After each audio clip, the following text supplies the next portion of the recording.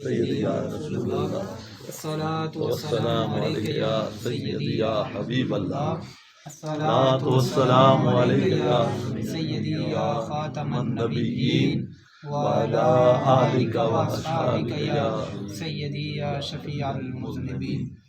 خشک شاخوں کو وہ تازہ گلاب دیتے ہیں، عہد پیری کو وہ پھر سے شباب دیتے ہیں۔ پڑھ دے درود غفلت نہ کر، خدا کی قسم تیرے سلام کا وہ اب بھی جواب دیتے ہیں۔ سبحان اللہ۔ حضرات محترم، ہم سبھی حضرات آج اصالِ ثواب کے سلسلے میں اکٹھے ہوئے ہیں۔ یہ اصالِ ثواب کرنا، یہ محافل کا سجانا، یہ علماء کا بلانا، قرآن خوانی کرنا، درود شریف پڑھنا، اللہ اللہ کرنا اور دوسرے کو اصال پہنچانا مرنے کے بعد، یہ میرے کریم آقا کریم صلی اللہ علیہ وسلم کی سنت ہے۔ بے شک یہ کوئی بعد کی صدیوں کا بنایا ہوا کوئی قانون نہیں ہے، کسی بادشاہ کا کوئی گڑا ہوا کوئی قانون نہیں ہے، بلکہ ایک ایسا سندیسہ ہے جو محبوب علیہ السلام نے صحابہ کو عطا فرمایا، پھر صحابہ کے ذریعے درجہ بدرجہ ہر بندے تک پہنچ گیا۔ سبحان اللہ۔ مشکوٰۃ شریف کی حدیث پاک ہے، کریم آقا صلی اللہ علیہ وسلم کی مجلس لگی ہوئی ہے، صحابہ اکرام تشریف فرما ہیں۔ میں ٹو دی پوائنٹ ایک دو باتیں کر کے پھر دعا مانگتے ہیں، تاکہ اتنا پتہ ضرور لگے کہ ہم جو اکٹھے ہوتے ہیں یہ کوئی رسمن نہیں ہے،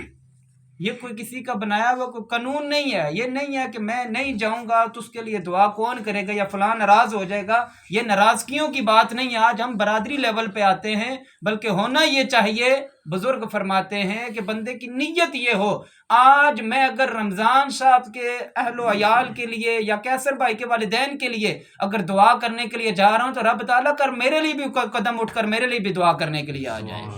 یہ نیت ہونی چاہیے۔ پھر جب اس اخلاص اور محبت سے بندہ دعا کرے گا تو محبوب کریم صلی اللہ علیہ وسلم کا فرمان مبارک سنیے، ان اللہ لیرفع الدرجۃ للعبد الصالح فی الجنۃ فیقول یا ربی ان لی ہذہ ولدک باستغفار لک، او کما قال علیہ السلام۔ آقا کریم صلی اللہ علیہ وسلم نے فرمایا کہ جب بندہ مومن دنیا سے جاتا ہے، یعنی کلمہ گو جب دنیا سے جاتا ہے تو اس کے درجے قبر میں ہر روز بلند ہوتے ہیں، سبحان اللہ۔ ہر روز درجے، وہ درجہ یہ نہیں ہے ایک سیڑھی سے دوسری سیڑھی پہ بندہ آ جائے، روایات میں آتا ہے درجہ اتنا بڑا ہے ایک کہ 500 سال تیز رفتار میں اگر گھوڑا بھاگتا رہے تو تب بھی جنت کا ایک درجہ ختم نہیں ہوگا۔ اللہ، سبحان اللہ۔ نبی علیہ السلام نے فرمایا اس کے درجات میں بلندیاں ہوتی ہیں، یہاں جمع کا صیغہ آیا ہے، درجات میں بلندیاں ہوتی ہیں۔ وہ پوچھتا ہے فَيَقُولُ يَا رَبِّ أَنَّ لِي هَذِهِ، اے اللہ کریم میرے درجوں میں کیوں بلندیاں ہو رہی ہیں، میں نے تو اتنے اچھے اعمال نہیں کیے تھے۔ غیب سے آواز آتی ہے وَلَدِكَ بِاسْتِغْفَارِ لَكَ، تیرے بیٹے نے تیرے لیے دعائے مغفرت کی محفل سجائی ہے جس کے نتیجے میں ہم نے تیرے درجوں میں بلندیاں عطا فرما دی ہیں۔ کتنی بڑی بات ہے، کتنی وَلَدِكَ بِاسْتِغْفَارِ لَكَ۔ آج میں اور آپ ہم سارے لوگ کیوں اکٹھے ہوئے ہیں؟ اس بندے کے لیے استغفار کرنے کے لیے، یا اللہ اس کی بخشش فرما دے، یا اللہ اس سے وہ سال بعد سال پہلے فوت ہوا یا 2 سال یا 10 سال یا کل فوت ہوا، جب بھی فوت ہوا، آج میں اور آپ جب دعا کرنے کے لیے آئے ہیں، یہ دعا کرنا رسمن نہیں ہے، حقیقت میں میرے محبوب علیہ السلام کی سنت ہے۔ سبحان اللہ۔ دوسری حدیث پاک سماعت فرمائے، آقا کریم صلی اللہ علیہ وسلم کی مجلس لگی ہوئی ہے، صحابہ اکرام تشریف فرما ہے، بخاری شریف کی حدیث پاک ہے، مال میت فی القبر الا کالغریق المتغوث ینتظر دعوة فهو اب وام وصدیق واخ فاذا لحقته كان احب الیہ من الدنیا وما فیها، او کما قال علیہ السلام۔ آقا کریم صلی اللہ علیہ وسلم نے فرمایا مرنے والا جو ہے وہ ڈوبنے والے کی مثل ہوتا ہے، وہ ڈوبنے والے کی مثل ہوتا ہے۔ جس طرح ڈوبنے والا کہہ رہا ہوتا ہے بچاؤ بچاؤ بچاؤ، اسی طرح مرنے والا بھی کہہ رہا ہوتا ہے بچاؤ بچاؤ بچاؤ۔ اب ڈوبنے والا کسی تارو کا انتظار کرتا ہے، نبی علیہ السلام نے فرمایا مرنے والا ینتظر دعوتن، تمہاری دعاؤں کا انتظار کرتا ہے۔ سبحان اللہ۔ اس کو سب سے جو بڑا تحفہ ہے وہ دعا ہے، اور کن کی دعاؤں کا ذکر آیا حدیث پاک میں؟ فَهُوَ أَبٍ وَأُمٍ وَصَدِيقٍ وَأَخٍ، اس کی دعاؤں میں جو ذکر ہوا ہے سب سے پہلے والدین ہیں، اللہ اللہ، پھر اس کے بعد جو ہے اہل و عیال ہیں، پھر دوست احباب ہیں، پھر بھائی ہیں، پھر اور رشتہ دار ہیں۔ تو یہ دعاؤں کا سلسلہ جب والدین کی طرف سے، بچوں کی طرف سے، بھائیوں کی طرف سے، دوست احباب کی طرف سے جب اس مرنے والے تک پہنچایا جاتا ہے تو نبی علیہ السلام نے فرمایا فَإِذَا لَحِقَتْهُ كَانَ أَحَبَّ إِلَيْهَا مِنَ الدُّنْيَا وَمَا فِيهَا، دنیا کے اندر جتنی بھی نعمتیں ہیں ان سب نعمتوں کو اٹھا کر قبر میں اس کے سامنے رکھو، اور دوسری طرف وہ بھائیوں کی دعاؤں کو رکھ دو، وہ ساری نعمتوں کو ٹھوکر مار کے دعاؤں کو سینے سے لگا لیتا ہے۔ سبحان اللہ، کتنی بڑی بات ہے حضرات محترم یہ دعا کرنا، کتنی بڑی بات ہے۔ یاد رکھنا یہ دعا ایک ایسی عبادت ہے کہ نبی پاک صاحب لولاک صلی اللہ علیہ وسلم نے فرمایا جو آدمی کثرت سے دعائیں کرتا ہے نا، اگر دنیا کے اندر کوئی اسے نہیں بھی ملا ہے تو قیامت کے دن رب اس کا دگنا اجر اسے عطا فرما دے گا۔ سبحان اللہ، یہ دعاؤں کا سلسلہ رسمن نہ کیا کریں بلکہ محبتاً، ایک دوسرے سے آری نہیں، ایک دوسرے کے لیے نہیں کہ آج جناب والا میں دعا کے لیے آ گیا ہوں تو کل میرے پاس بھی کوئی آئے گا، یا اس وجہ سے جی جناب کوئی ناراض نہ ہو جائے، یا کسی کے دل دکھانے کے لیے کہ فلاں نے دعا اپنے والدین کے لیے کوئی اتنی اچھی نہیں کروائی، اتنی بڑی محفل نہیں کروائی ہے، میں اس سے بڑی محفل کرواؤں گا۔ آج سب سے بڑی کمی اس چیز کی حضرات محترم ہمارے اندر سے احساس ختم ہو چکا ہے۔ ہمارے دلوں میں وہ احساس، اگر کسی کو نعوذ باللہ کوئی تکلیف پہنچتی ہے سیانے چنگا گیا،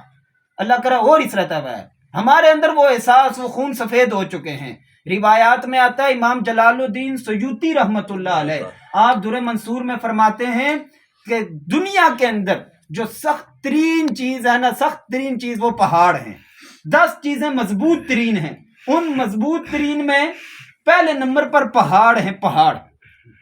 پہاڑ ہیں سب سے مضبوط۔ اب پہاڑوں سے بھی سخت لوہا ہے جو پہاڑوں کو توڑ دیتا ہے، اب لوہے سے بھی سخت وہ آگ ہے جو لوہے کو بھی پگھلا دیتی ہے، اب آگ سے سخت پانی ہے جو آگ کو بھی بجھا دیتا ہے، اور پانی سے سخت وہ آسمان پر بادل ہیں جو پانی کو بھی اٹھا لیتے ہیں، اور ان بادلوں سے سخت وہ ہوائیں ہیں جو ان بادلوں کو بھی اڑا کے لے جاتی ہیں، اور ان ہواؤں سے سخت حضرت انسان ہے جو ہواؤں سے بھی اپنے آپ کو بچا لیتا ہے، چادر کے ذریعے، کوٹ کے ذریعے ان ہواؤں سے بھی اپنے آپ بچت کر لیتا ہے۔ اور فرماتے ہیں انسان سے بھی سخت وہ نشہ ہے جو انسان کو متغیر کر کے رکھ دیتا ہے، اور امام صاحب فرماتے ہیں اس نشے سے سخت نیند ہے جو نشے سے بھی بندے کو عاری کر دیتی ہے، اور آخر میں 10ویں نمبر پہ فرماتے ہیں دنیا کے اندر سب سے سخت چیز وہ دل کا روگ ہے جو نیندیں بھی اڑا دیتا ہے۔ دل کا روگ ہے، جس بندے کو روگ لگ جائے نا دل کا، تو جس کو دکھ کوئی پہنچ جائے، ہم تو کہتے ہیں نا بغیر احساس کے چنگا ہویا، یہ اس کے دل سے جا کر پوچھو اس پر کیا گزر رہی ہے۔ ہمارے اندر سے یہ احساس آج ختم ہو گیا، وہ دل کا روگ۔ ہم چاہتے ہیں نعوذ باللہ فلاں بھی ایسا ہو جائے، فلاں بھی ایسا ہو جائے، میں آگے بڑھ جاؤں۔ نہ حضرات محترم، نہیں، یہ دعا نہیں ہونی چاہیے، یا یہ نہیں ہونا چاہیے، بلکہ ہونا یہ چاہیے۔ حضرت اماں عائشہ صدیقہ طیبہ طاہرہ سلام اللہ علیہا نے، نبی علیہ السلام نے فرمایا عائشہ مانگ کیا مانگنا ہے؟ تو حضرت عائشہ کہنے لگی میں اپنے والد محترم سے پوچھ کے آتی ہوں۔ دوڑتی ہوئی گئی، صدیق اکبر سے عرض کی کہ ابا حضور مجھے نبی علیہ السلام نے ایسے فرمایا۔ تو حضرت صدیق اکبر نے آگے سے کہا جا کر نبی علیہ السلام سے عرض کر دے کہ یا رسول اللہ، رب کے درمیان اور آپ کے درمیان جو معراج کی رات میں جو نظر و نیاز کی باتیں ہوئی ہیں، جو راز کی باتیں، ان میں سے مجھے بھی ایک راز بتا دیجئے۔ جب اماں عائشہ واپس لوٹی یہی آ کر عرض کی یا رسول اللہ ان رازوں میں سے ایک راز مجھے بتا دیجئے۔ نبی علیہ السلام نے فرمایا جب راز تجھے بتاؤں گا تو راز تو نہیں رہے گا، لیکن اب وعدہ کیا ہوا ہے اے عائشہ جو دلوں کو جوڑے گا رب تعالیٰ اسے جنت عطا فرما دے گا۔ سبحان اللہ، کتنی بڑی بات ہے،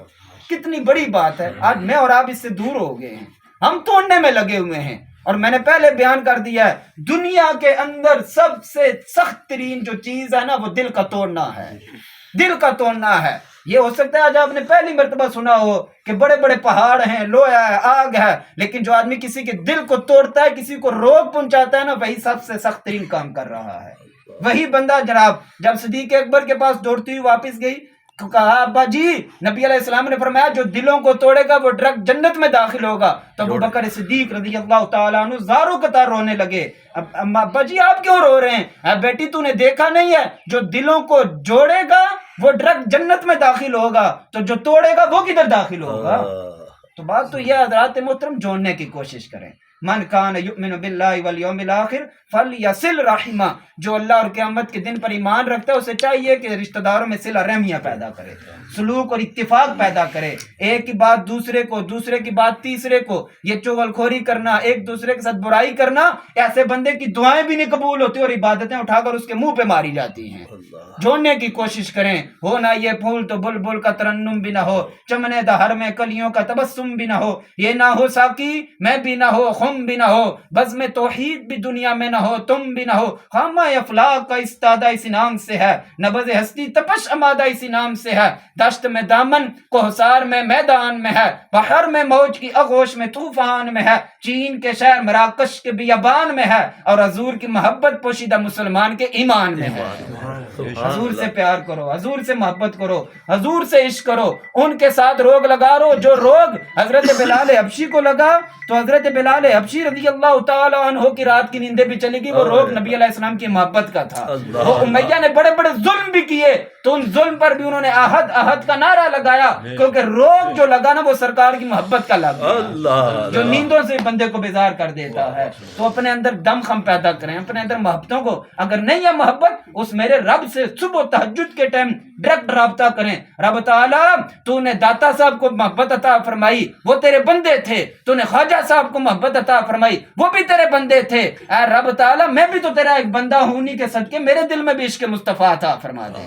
بندہ مانگے تو صحیح نہیں یار، عمریں گزار دی ہیں، عمریں گزار دی ہیں، صرف نعروں پر ہی نہیں، اب نعروں پر نہیں بات چلے گی، عملاً اپنی زندگی کو صحابہ کرام نے یاد رکھنا۔ میں صرف آخری بات کر کے دعا کرتے ہیں، میری یہ عادت ہے میں جہاں بھی جاتا ہوں کہتا ہوں یار کوئی نہ کوئی پیغام عوام تک جائے، ساری زندگی سے شعر و شاعری سننی ہے،